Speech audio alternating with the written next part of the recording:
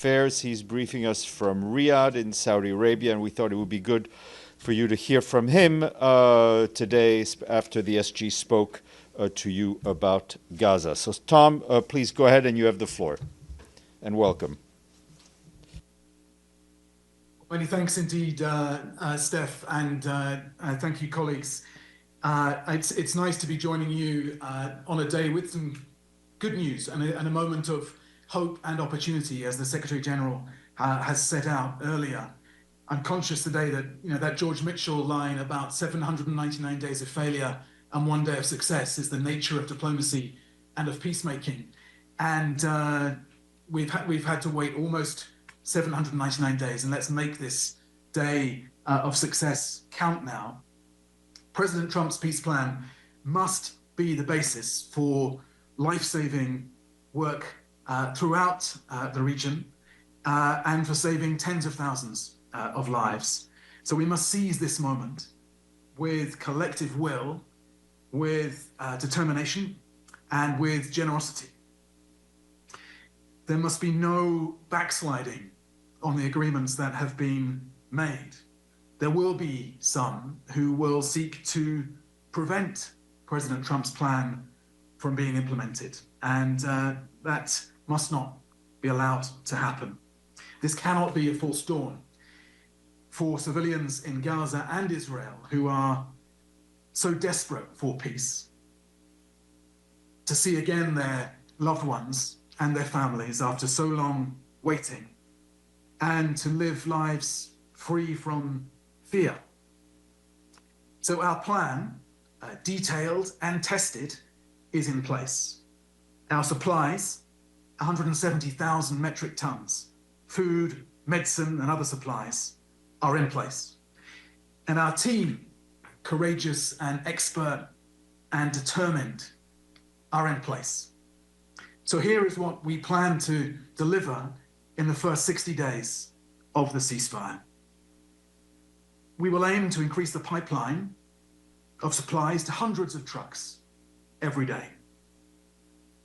Food, we will scale up the provision of food across Gaza to reach 2.1 million people who need food aid and around 500,000 people who need nutrition. Famine must be reverted in areas where it has taken hold and prevented in others. So we will be distributing in-kind rations, we'll be supporting bakeries, community kitchens, we'll be supporting herders and fishers in restoring their livelihoods, and it will be providing cash for 200,000 families to cover basic food needs and bolster their ability to cope, and also to give them their sense of, and this is so important, dignity and agency by choosing their own food from the markets. Nutrition, will increase nutrition screening and will provide nutrition supplies, including high energy, nutrient dense food items for the most vulnerable groups, including pregnant and breastfeeding women and children and adolescents. On health, we'll restore the decimated health system. We'll aim to deliver more essential medical commodities and medical supplies. We'll aim to re-establish community-level disease surveillance, to support emergency referrals and more medical evacuations, to supplement the workforce by deploying more emergency teams, and will help scale up emergency care, primary health, child health, sexual reproductive, maternal and neonatal health, non-communicable diseases, mental health, and rehabilitation. And will enhance outbreak preparedness, surveillance, logistics, and referral systems to meet the health needs of the people. On water and sanitation, we're targeting 1.4 million people with water and sanitation services. We'll help to restore the water grid, so to build up people's reliance on water tracking, including by providing fuel, generators, chemicals, materials, and supplies. We will install latrines at the household level. We will repair sewage leaks and pumping stations. We will move solid waste away from residential spaces, and will provide hygiene supplies, soap, shampoo, laundry, detergent, sanitary pads. Shelter, we will now carry out a massive scale up in shelter provision including to help families to prepare for winter. We'll bring in and distribute thousands of tents every week, in addition to tarps and other items.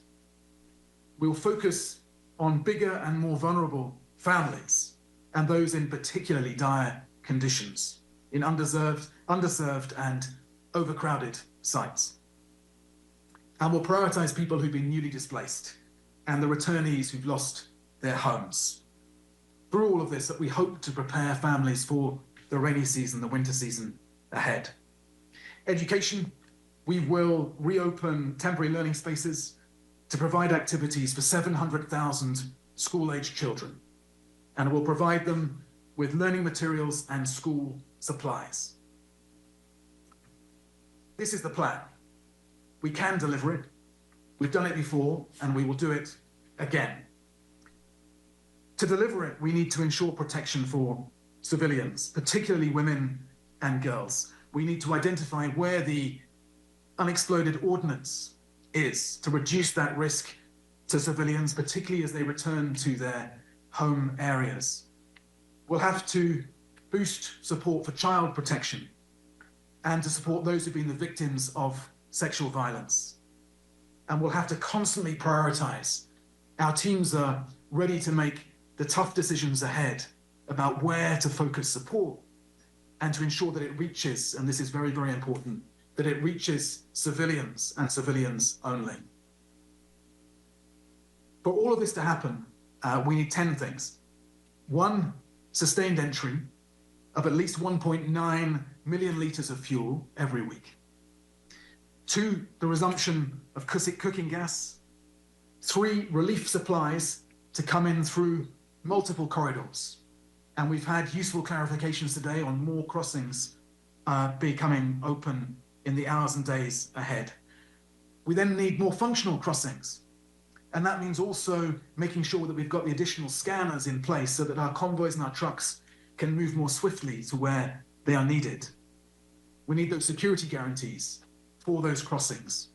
It is notable that looting has fallen in recent days, and as we get more supplies in at the scale needed, we expect that looting to fall further and faster. We need the basic infrastructure to be restored.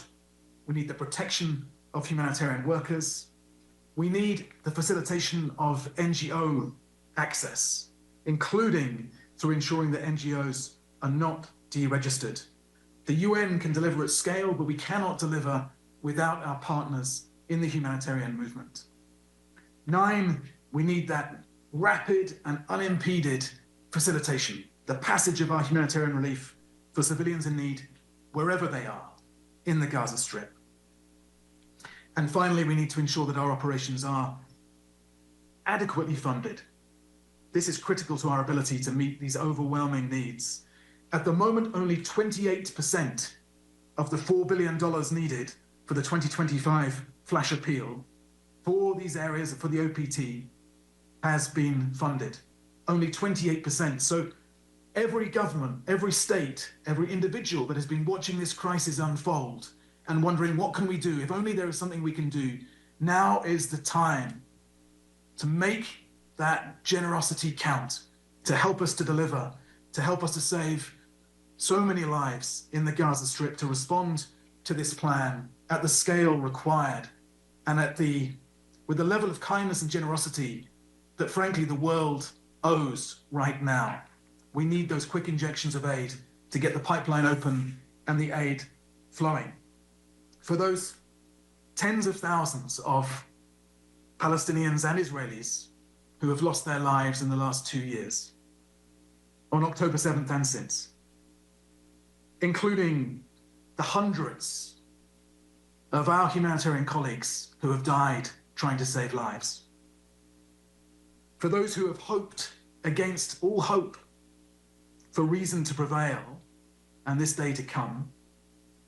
For those who yearn for food, medicine, shelter, security, to be reunited with their families and loved ones. And for those whose future can still be one of peace. We must act, and we will act. Thank you, Steph. Thank you very much, Tom. I know you have a short amount of time, but we'll start with Edie.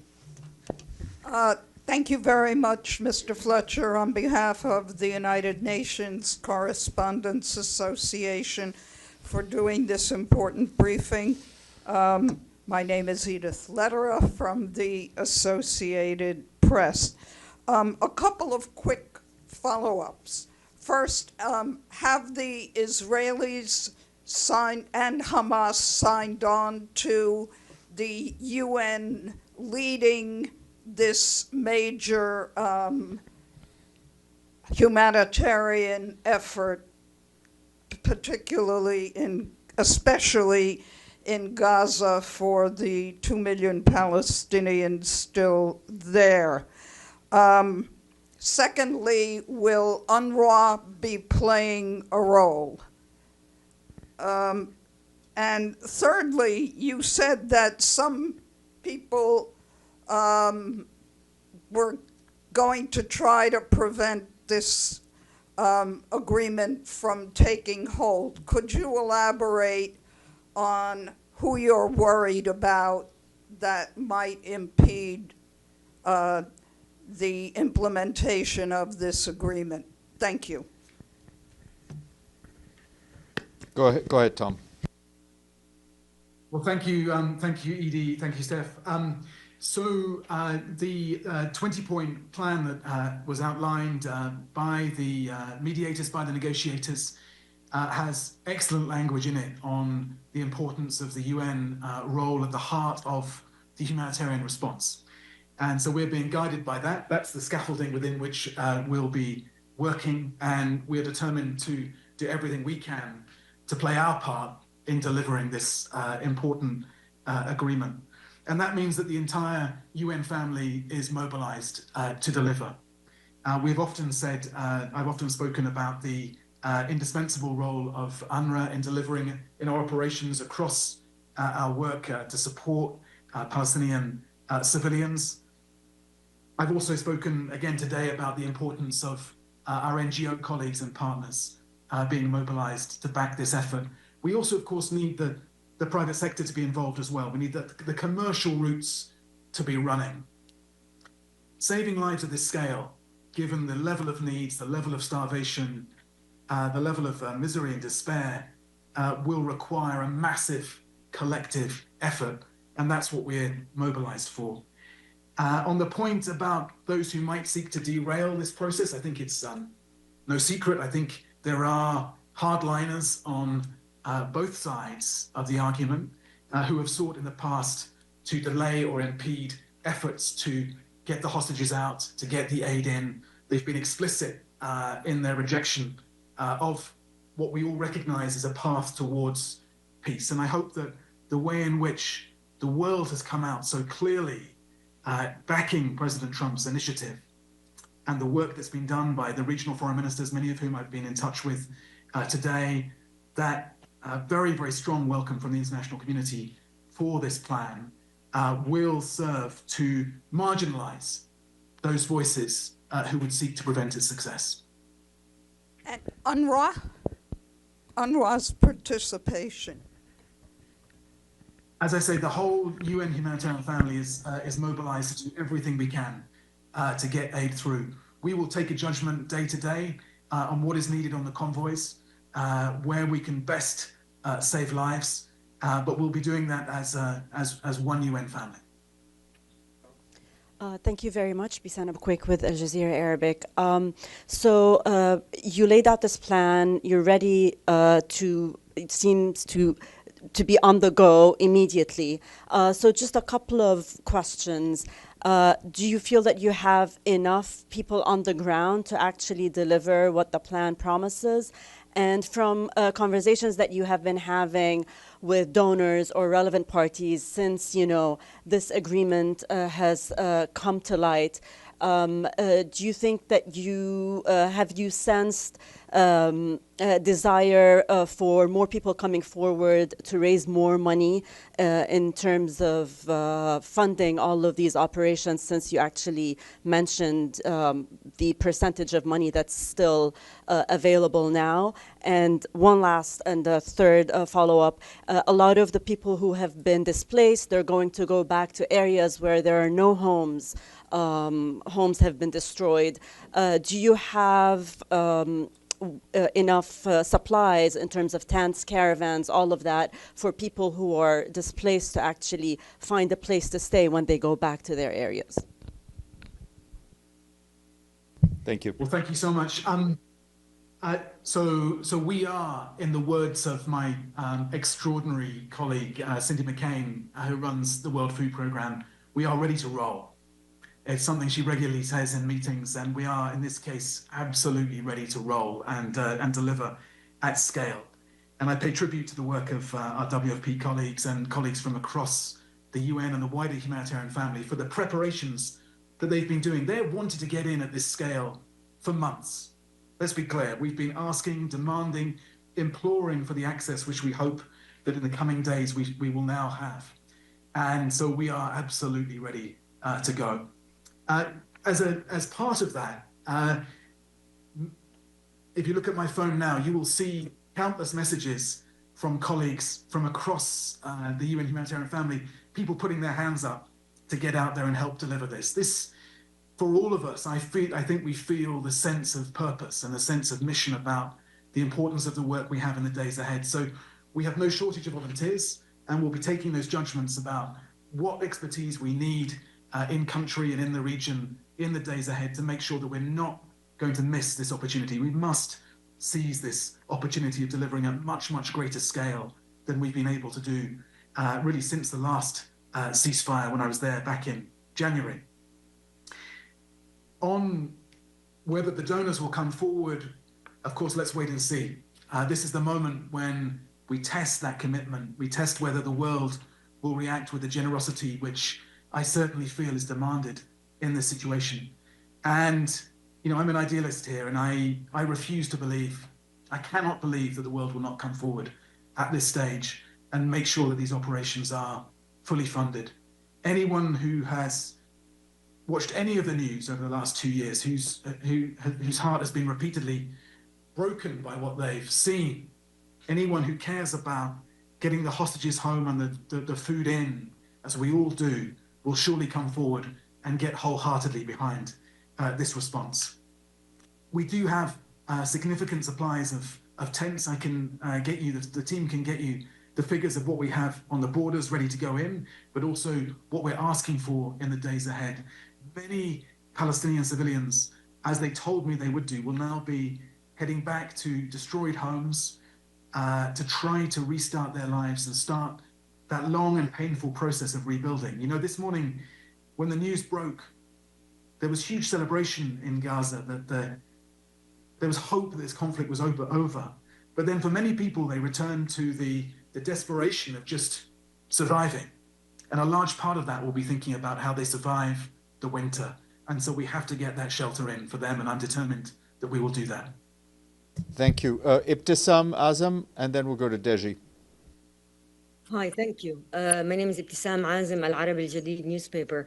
I want to follow up on, you talked about sustained entry, but as a matter of fact, there is the issue of the blockade, and it is something that was before the beginning of this war also hindering access to Gaza.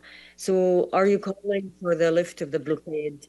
And what do you think should be done about it? And then you talked about the need for bringing in hundreds of trucks, but there is also the issue of the quality of the aid that should enter, which includes probably machines and others to help you with your work, the other issues that you want to do.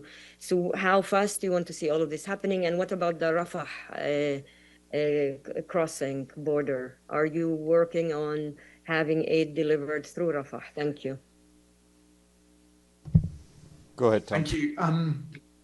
So my assumption is we are going to have, and we must have, unimpeded humanitarian access. And so the blockade must be lifted. We have been demanding that for months, and we'll continue to demand that. And my reading of the agreement is that we will have that unhindered access that is so important for our life-saving work.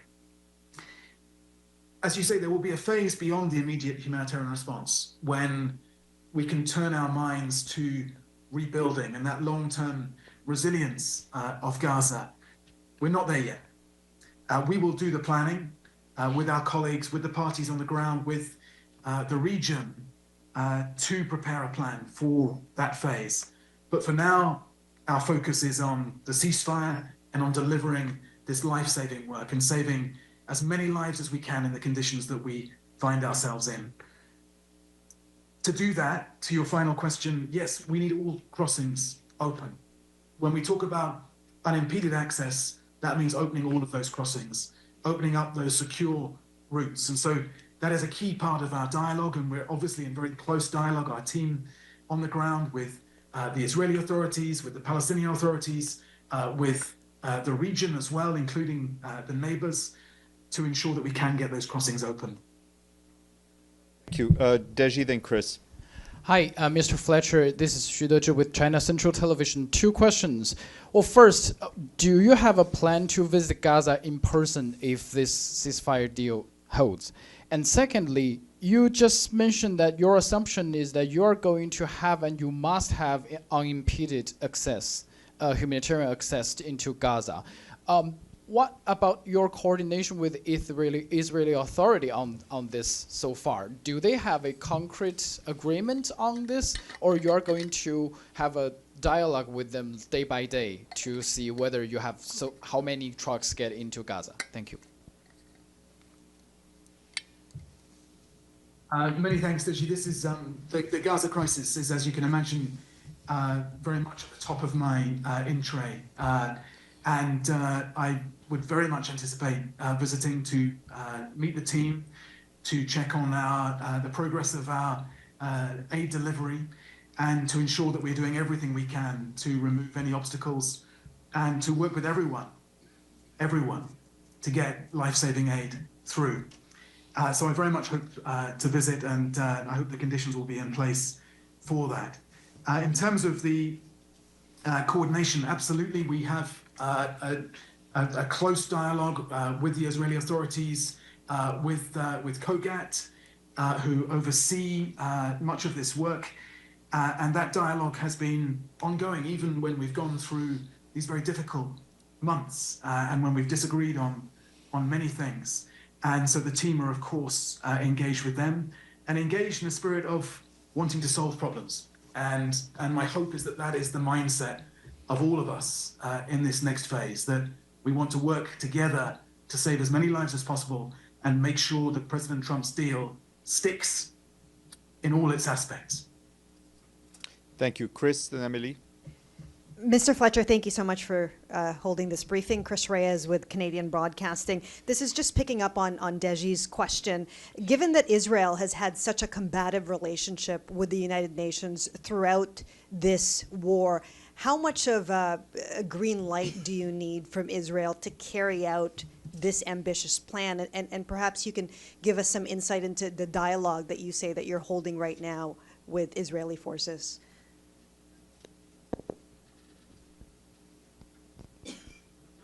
I'll leave you to choose the adjective for some of the back and forth that we've clearly had over a long period now, as we've sought to secure maximum humanitarian access and save as many lives as we can, but also sought to bear witness to what we've seen in Gaza these last 2 years. We have got that dialogue. And that dialogue continued all the way through this time, with our team on the ground able to talk to their counterparts in COGAT and the Israeli authorities about what we need and the restraints that we face. I don't think that any of this is rocket science. We've worked with the Israeli authorities in the past, as we did during the 42-day ceasefire back at the beginning of the year to deliver aid at massive scale, 500, 600 trucks going in every day. So we have the muscle memory between us all. And if we have the right spirit of dialogue, cooperation, and we can work to rebuild trust, then I'm confident that we can save lives at scale. That life-saving work, getting the hostages home, the aid in, is something that surely we can all agree on. And that's the spirit in which I'm ready to work and we're ready to work. Great. Chris, then Islam. Oh, sorry, Amélie. I'm sorry, Amélie. Sorry. Thanks. Amélie Bottelier from AFP News Agency. I have a question about the volume and the time frame. You said that there are 170,000 tons of aid around the outside of Gaza, and the plan is over 2 months, 60 days. Does this volume of aid already propositioned around Gaza enough for covering the plan for the 2 first months, or do you need extra aid to come in to be able to feed the 2 million people of Gaza for these 2 first months? Thank you. Thank you. So that number refers to the aid which is ready to go. We will need then to position more aid. We pre-positioned a lot of it, but we will need to bring more aid over the coming 2 months. And let's be clear, this problem won't go away in 2 months. There will still be an enormous amount of effort that is needed beyond that. And that's why we'll be seeking to get those pipelines moving and seeking the generosity of our donors. Thank you. Islam, and that'll have to be the last question. Thank you, Mr. Fletcher. On humanitarian aid to Gaza, what percentage would you say you are using your capacity at the moment, recently? And after the ceasefire tonight, in coming 60 days, what percentage capacity you are aiming to increase? What's your projection on that? Just to be clear, Islam, I think you're asking me about specifically on Gaza, the percentage that we've been getting in compared to what we need to get in. Is that right? Or do you mean compared to our wider... I would like to sort of make a comparison, like what percentage, what capacity you are using at the moment recently, and after ceasefire, how much you are expecting to increase your capacity in coming 60 days? So I'd say we've been delivering probably less than 20% a day of what we should be getting in. We should be getting hundreds of trucks in. Today was a better day. We're still counting the trucks that we got in and were able to distribute. I hope tomorrow will be an even better day, and I hope in the days to come we'll be able to carry on giving you a positive trajectory. And we will certainly share the data that we have day by day. Steph, I know that we'll be grilling us for those facts and figures to share with you, to indicate what we're able to do and of course what we're not able to do if we do encounter blockages. But the scale that we need is much, much more, as we've been saying consistently, than what we've been allowed to get in recent months. And so we need to see that visible surge, that real sea change in what we can get in. And that's what we're working for flat out right now. Great, Tom. Thank you very much. I know we'd have more questions here, but I know you've got another meeting in 2 minutes ago because your colleagues are telling me to shut this down. We hope to have you back in person very soon, or for an update early next week or whenever you're back. But thank you very much. My pleasure. Cheers. Many thanks. All right, thank you. Just to know, programming note, tomorrow at 1:15, there'll be an in-person briefing by Rima Al-Salam, the Special Rapporteur of Violence Against Women and Girls, its causes and consequences, following her presentation to the Third Committee. As you heard earlier today, the Secretary General welcomed the announcement last night of an agreement to secure a ceasefire and a hostage deal in Gaza based on the plan presented by President Donald Trump. Speaking to you, he urged all parties to fully abide by the terms of the agreement and fully embrace the opportunities it presents. He said the UN will provide its full support. We and our partners are prepared to move on now. Supplies are in place. Our teams are in standby, as you heard from Mr. Fletcher. But the Secretary General added that we need a full, safe, and sustained access for humanitarian workers. the removal of red tape and impediments, and the rebuilding of shattered infrastructure. The Secretary General urged all to seize this momentous opportunity to establish a credible political path forward. And just to stay on Gaza, just a bit more numbers from our humanitarian colleagues who are finalizing the preparations as soon as conditions allow.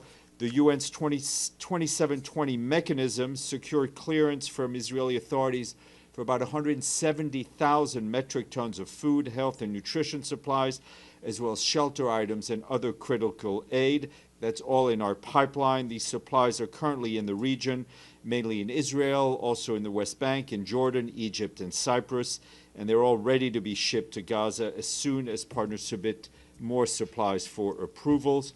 OCHA tells us that the humanitarian community's initial response plan for the first 60 days of the ceasefire prioritizes the restoration of community-based and household-level distributions and services, which is a proven way to reach the most vulnerable.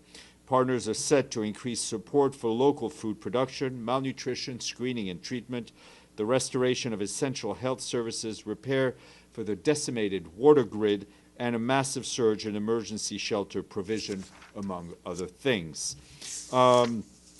Just to note that our Deputy Secretary General, as you know, is in Belgium, where she's attending the second edition of the Global Gateway Forum in Brussels. She's doing that on behalf of the Secretary General. In her remarks to the meeting, she highlighted the strong partnership between the UN and the European Union, delivering on humanitarian response, climate action, and the protection of human rights.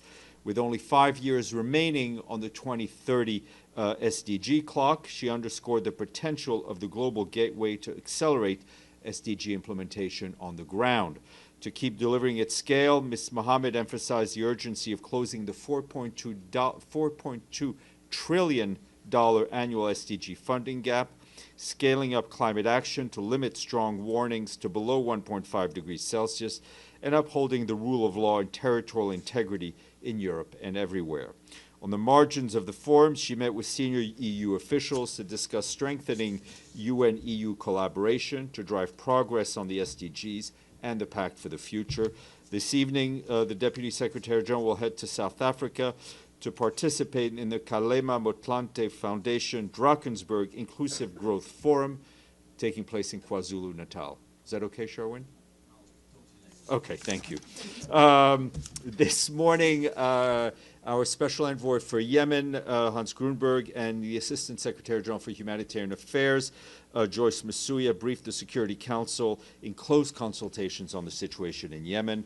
Later in the afternoon, Khaled Kyari, our Assistant Secretary General for the Middle East, Asia, and the Pacific, will also brief the Council on close consultations on UNDOF, which is our peacekeeping mission that is tasked to maintain the ceasefire between Israel and Syria. And meanwhile, as global attention is drawn to many pressing events, I don't want us to overlook the tragic situation in Sudan, most horrifically in El Fasher, which is, you know, the besieged capital of North Darfur. Our humanitarian colleagues tell us that since the start of October alone, more than 50 people have reportedly been killed. That's what medical association and local sources are telling us. We, of course, condemn this escalation of violence and the killing of innocent civilians. The Sudan Doctors Network said that yesterday at least a dozen civilians were killed, including women and children, with 17 others injured in an attack on a hospital in El Fasher, allegedly carried out by the Rapid Support Forces. This follows reports of a deadly attack on the hospital's maternity ward on the previous day.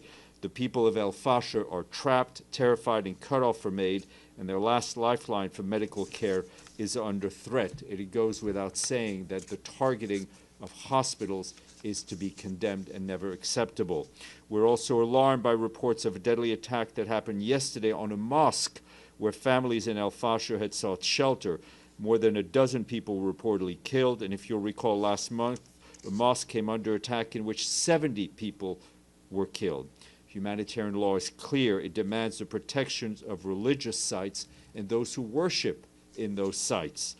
Meanwhile, we and our partners remain committed to supporting the people of El Fasher and all those impacted by the conflict across Sudan. However, humanitarians need rapid, safe, sustained, and unimpeded access, and civilians, including frontline responders, must be protected. An immediate humanitarian pause in and around El Fasher is urgently needed. Turning to Ukraine, our humanitarian colleagues tell us that over the past 3 days, several civilians were killed and injured across Ukraine. Most civilian casualties were recorded in Kherson, Sumy, Donetsk, and Kharkiv. That's what local authorities are telling us. Our humanitarian colleagues also note that Ukraine's energy system remains under sustained pressure. Substations, power plants, and oil depots were all damaged in the regions of Chernihiv, Kharkiv, Odessa, and Donetsk. Those attacks temporarily cut off electricity to hundreds of thousands of households and businesses. As colder weather sets in, strikes on critical infrastructure are deepening humanitarian needs.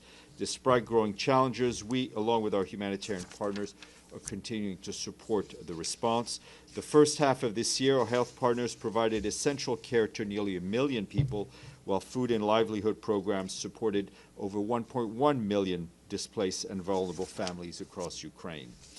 And turning to Haiti, our friends at the UN Children's Fund tell us that the number of children displaced by violence in Haiti has almost doubled in the past year.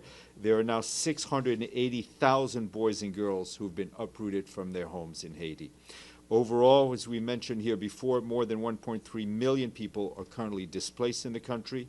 UNICEF's Child Alert adds that about a third of the 246 displacement sites nationwide lack basic protection infrastructure, leaving children, women at heightened risks of violence, exploitation, and abuse. Schools often double as shelter, furthering disrupting education for nearly 500,000 students. UNICEF is calling for urgent international support to scale up assistance protection for displaced children. The agency's appeal for Haiti remains severely underfunded, as we've been telling you. And today, the LC Initiative Fund for Uniformed Women in Peace Operations launched its 4th programming round with a new call for proposals to advance inclusive peacekeeping. The LC Initiative was set up in 2019 to promote women's meaningful participation and to implement gender-responsive approaches to peacekeeping. Hosted by UN Women, today's event brought together senior UN colleagues, member states, partners, donors, and highlighted the results from projects supported by the fund in Senegal, Uruguay, and other places. Applicants to this new round of proposals include troop and police contributing countries, UN entities that wish to apply for funding to implement or plan barrier assessments, institutional reform, or the deployment of gender-strong units. And today is, besides Thursday, it is World Post Day. Grab a postcard and send it to a loved one. In his message, the Secretary General said that today and every day we thank the 4.6 million postal workers around the world, and we recommit to supporting a strong, sustainable postal service for communities around the world. Ms. Fasulo. Thank you, Steph. Apropos of the UN's role in the new Gaza deal, do you anticipate that the SG will be traveling to the region or perhaps even meeting with President Trump? I don't have any travel to share with you at this point. And one other thing I realize, the SG noted in his statement that all hostages must be released in a dignified manner. And I know he's mentioned this before. Is there any role that the UN may be playing in facilitating that? I mean, right now, our understanding is that the details of how the hostages will be released is being worked out. We're, of course, ready to assist in any way that we may be asked by the parties. Sherwin. Steph, thanks. There are some reports out today that Iran, quoting Iran's first Vice President Mohammad Reza Aref, as saying that the Secretary General told him during a meeting in Turkmenistan in August that the SG believed the 12-day conflict in June had closed the file on attempts to topple the Iranian government. Can you confirm those remarks? And if the SG expressed a view that the war in June was in fact an effort to topple the regime in No, the government in Iran? I cannot confirm. I'm not able to confirm that the Secretary General would ever have said that. I would refer you to the readout that we issued on August 5th, which I think is an accurate description of what was said in the meeting from our side. And you just announced that it was World Post Day. I wonder what World Post Day means in the 21st century. Well, I, for one, still love getting a letter in the mail, a postcard. That is not a bill. Farnoosh. Thanks, Steph. Wondering if, Mr. Fletcher didn't have time, but wondering if you guys have been told if GHF will have any role in this upcoming, and will they work alongside the UN? Look, I'm not aware of them having any role. Our standards for working with partners are unchanged, right?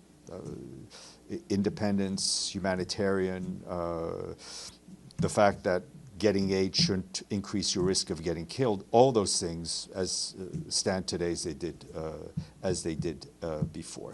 Yes, sir. And then Gabriel. Thank you, Steph. I didn't have a chance to ask Mr. Fletcher a question about, as now we are talking about the food supplies and emergency relief and everything and essential health supplies. Is there any provision to allow for mental health experts and specialists to get into Gaza after 2 years of brutal war? Of course, I mean, the issue of mental health is at the forefront of our efforts. Even during the fighting in the last 2 years, outside of the ceasefire periods, our colleagues were offering psychosocial support in the best way they can, and it is part and parcel of humanitarian assistance. Gabriel.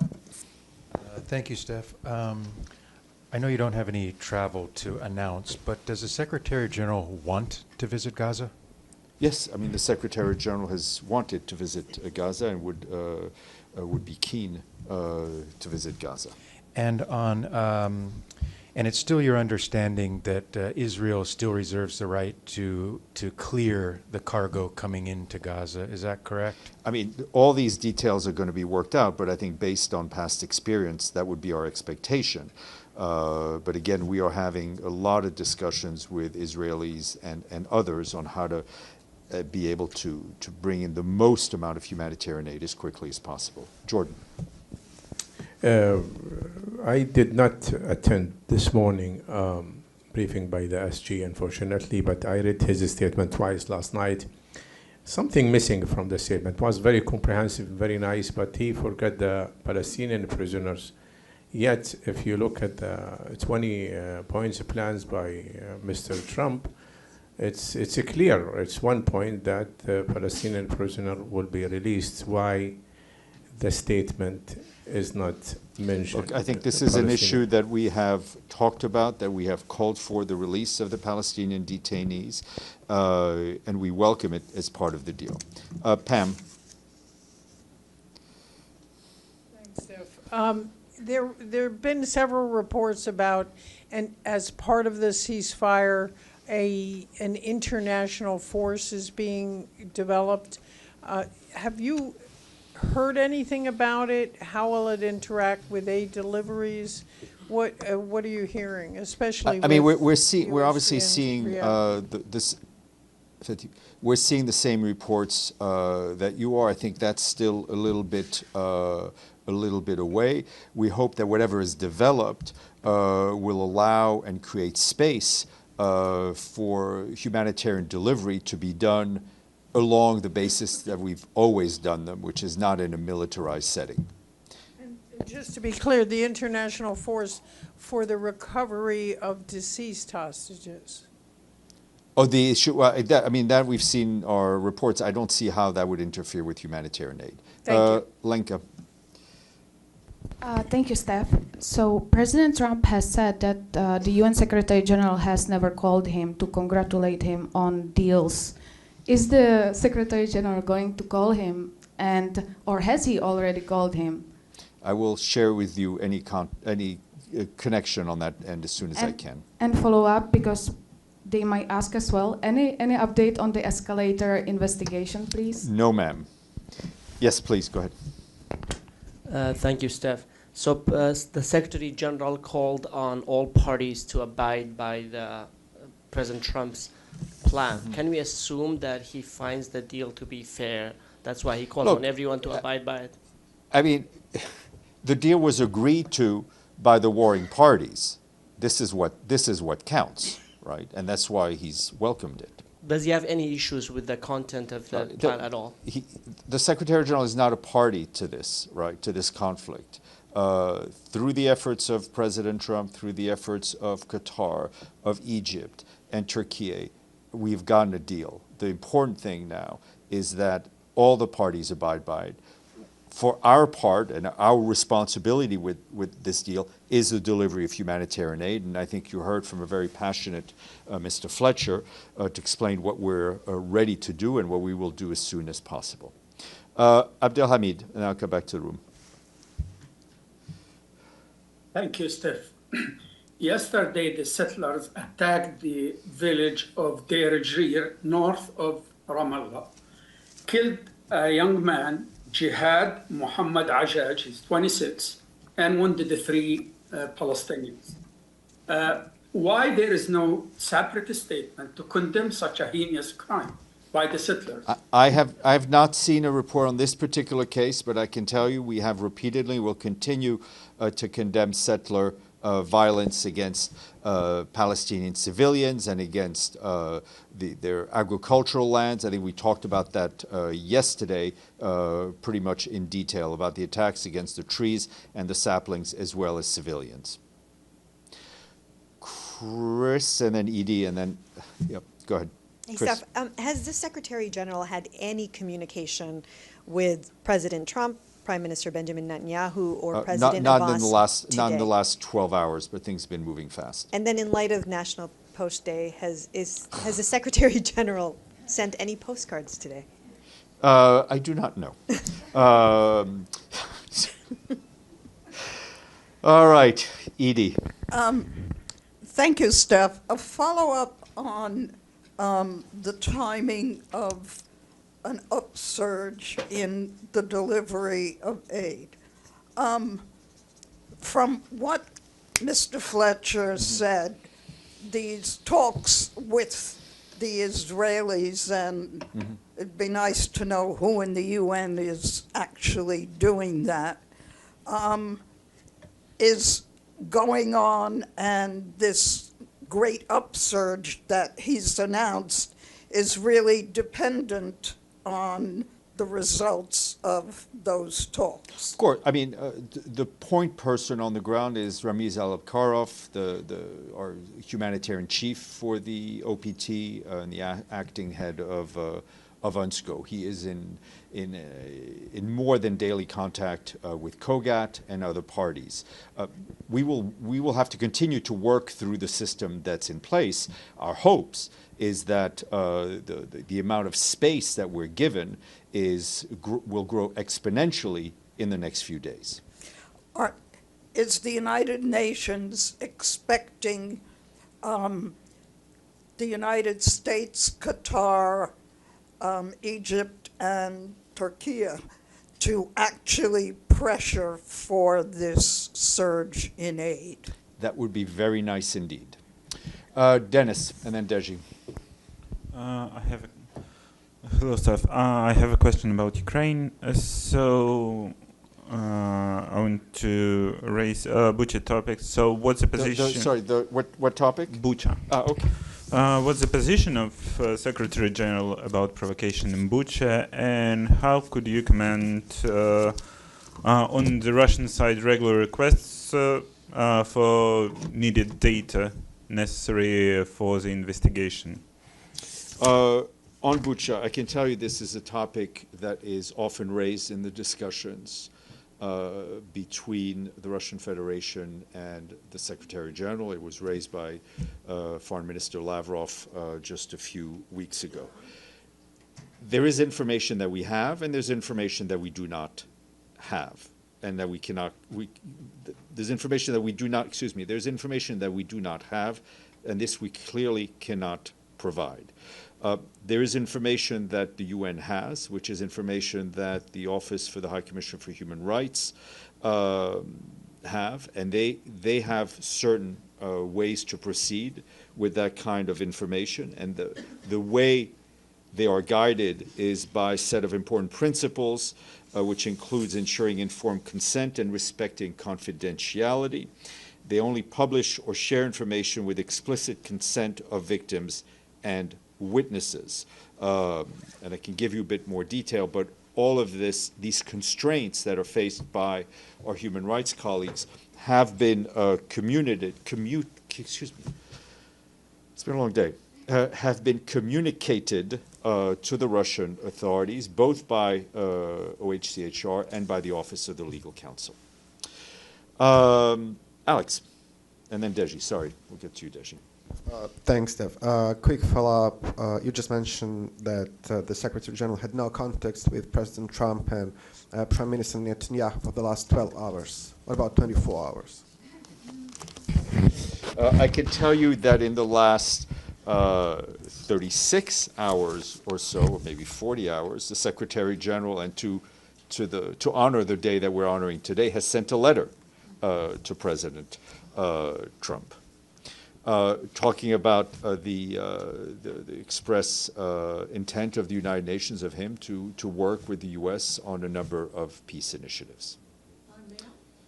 Yeah, it was sent. It was a letter that was sent. Now, I don't think it was. The letters that are sent are usually sent via the permanent mission, so I'm not sure they qualify for International Post Day.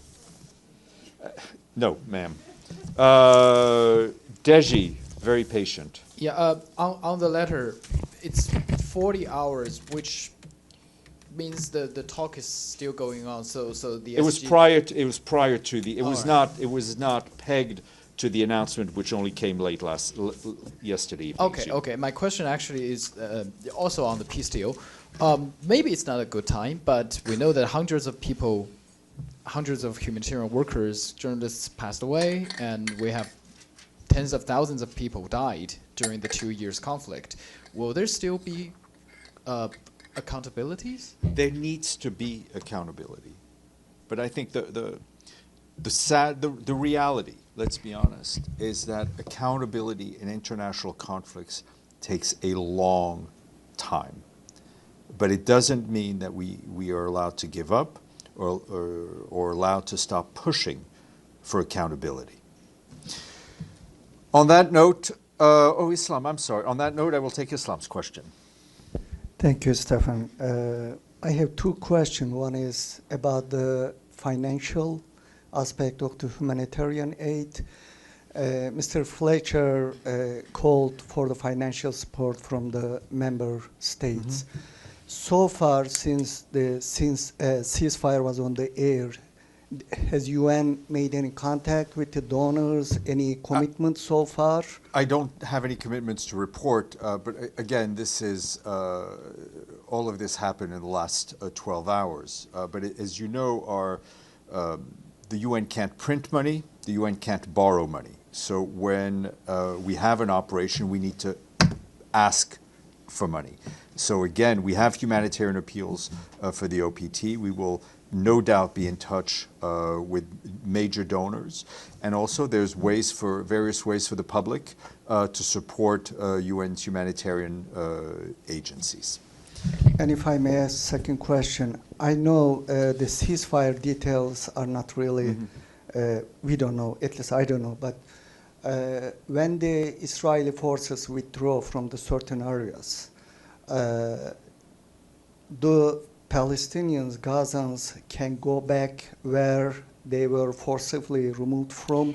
Because there was a video, some Palestinians, they were trying to go to north and the Israeli tank fired them. What is what we hope is that the Palestinians in Gaza will be able to return to their homes and be safe in their homes or what remains of their homes. On that note, Fethi, quick one because I'm really hungry. Quick. UN cannot print money, but can the UN issue its own crypto coin? No. On that note.